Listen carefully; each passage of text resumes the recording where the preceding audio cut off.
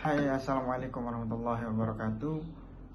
Today I'm going to present about export import documentation and proceed. This presentation consists of 5 group members, which is me. My name is Muhammad Shafiq Alamin bin Zaikar Rosham, and Nur Farah Adriana binti Aminuddin, Nur Shafira binti Ismail, Nur Hanisa binti Muhammad, and Katrun Nada binti Khazani, and we are from DLS 4B. And the contents to our topics are for to explain the disadvantages of exporting, which is part 1, increased cost. And I am going to present about the increased cost. As you can see in this slide, there is a cost issue, which is point number 1. Cost issue is exporting comes with costs, and that can be avoided when selling domestically. Most of these costs are associated with transportation and taxes. For example, if the company XYZ Holdings wants to sell a bucket of chicken within its home base, a small landlocked country known as Protoland, XYZ only needs to spend money on making and marketing the products and moving them across short distances. If, however, XYZ wants to export its products to buyers in a far-off country called Expoland, it will have to spend money shipping those products by air and may even have to pay import taxes in Expoland. The second point is scarcity issue. Sometimes exporting products abroad can increase the scarcity of products at home. While it may be rational for the oil companies of a given country to send their product abroad, doing so may make it more costly for the country's resident to buy oil. This is one example of export benefiting the shareholders of a company while harming the stakeholders in the community. The third point is space and time issues. A rapid increase in exports can cause serious logistical issue. For example, frequently need to be cool for a long period of time while being transported to foreign countries. This is meant by food export. So the exporting company might quickly lose its foreign business and suffer a tarnished reputation.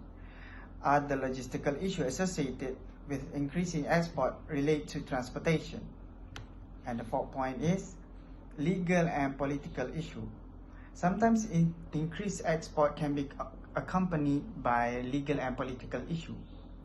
Suppose a company from our country starts increasing exports to another country, while that country suffers from high unemployment and a collapsing export industry. If the government allows the company export to that country to go unchecked, you may risk having a foreign country impose tariff on your country to protect their own industry. Other times, two countries trading with each other could cause both to fall out or favor with their allies. That's all from me from my part of presentation. Thank you. Assalamualaikum and selamat sejahtera. My name is Nur Farah Adriana binti Aminuddin. My matrix number is 23 DLS 19 F2034. For this video presentation, I'm going to share with you guys the disadvantages of understanding law and regulations. Okay, firstly, do you owe customs duties and need to complete custom procedures? In many cases, a custom duty will be owed in the country that your goods are being imported into. This duty rate is determined based on the harmonized tariff system classification or commodity code that your goods are considered to fall under. A harmonized tariff system is an internationally standardized system of names and numbers to classify traded products, which applies to over 200 countries. Commodity codes are used when filling out customs paperwork and make this process easier. 8-digit codes are applied to exports outside the EU or moving within the EU, and 10-digit codes are imports outside the EU. If the country you are importing into has a trade agreement with the country you are selling from, or they are both part of a common customs union, exporting and importing may need less paperwork and be easier to do. Second is, do you need to register for VAT in the country you are exporting to? VAT is value-added tax.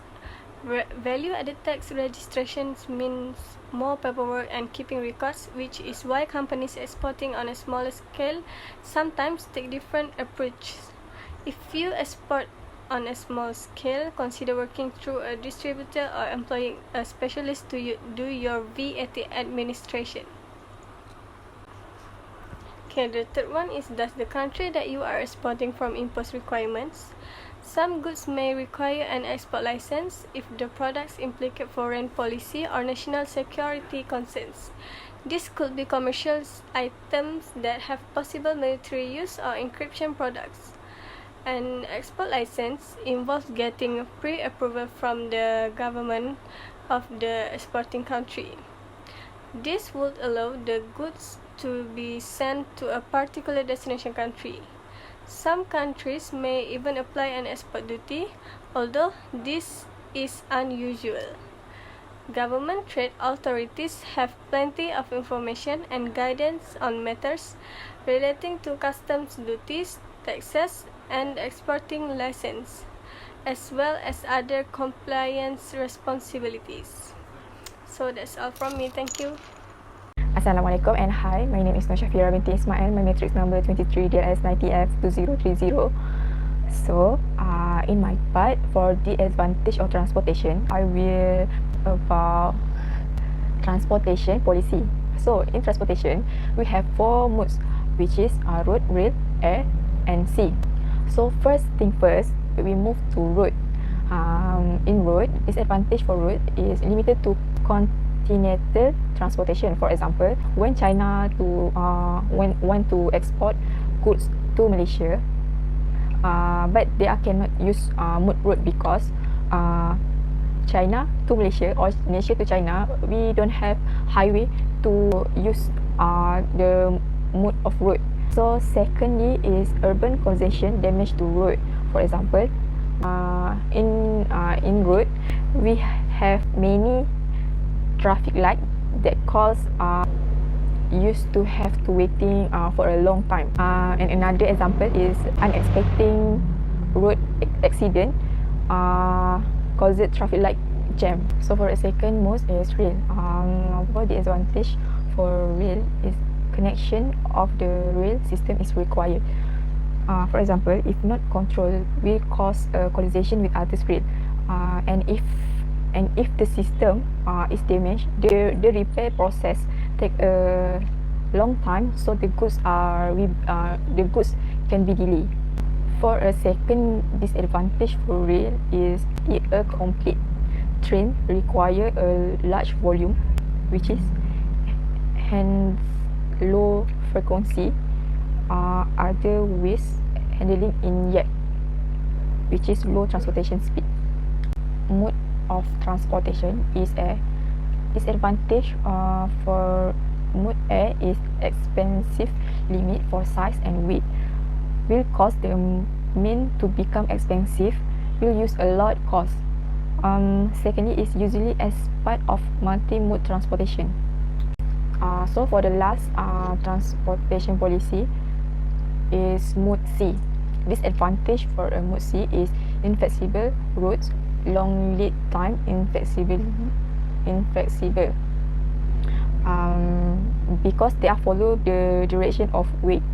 For example, if there are monsoon wind, there is a ship forced to delay. For a second timetable, ship will not wait for missing container, which means if in port, if one container lost, ship cannot waiting for a one lost container. So now we move to next slide, which is disadvantage of exporting in production modification. So what is production modification? Production modification is to the improvement of the existing product by the making necessary change in the characters, nature, size, packing and color and so on of the product, so that the change in the demand of consumer may be deal effective. And first point is it can be easy to set unrealistic expectation for a product. Without a quality benchmark in the place, their product development process can relate unrealistic future expectation for a brand and business. Just because a prototype works as intended does not mean that it can provide and expect value.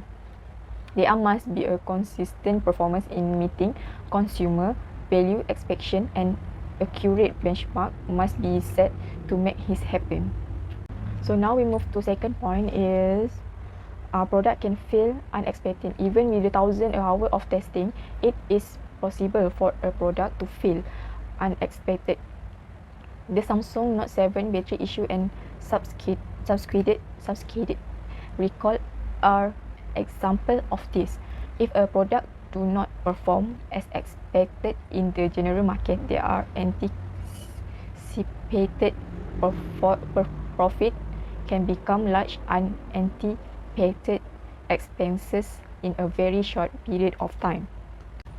So next is external source can change procedure which can alert your product development. There are a number of external sources which are involved in the product development process, but fall outside of the direct sphere of influence for a brand and business. Shipping vendor may change delivery date. Offshore manufacturers may change procedure. For a manufacturing, material may decline in quality. That's all can affect the final product under development.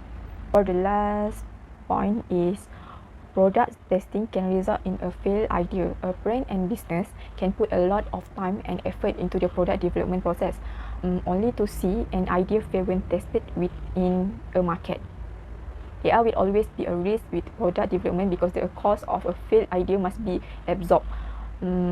If the hopes for new revenues on one product in development, then this put the organization at risk for failure instead of experience a product failure.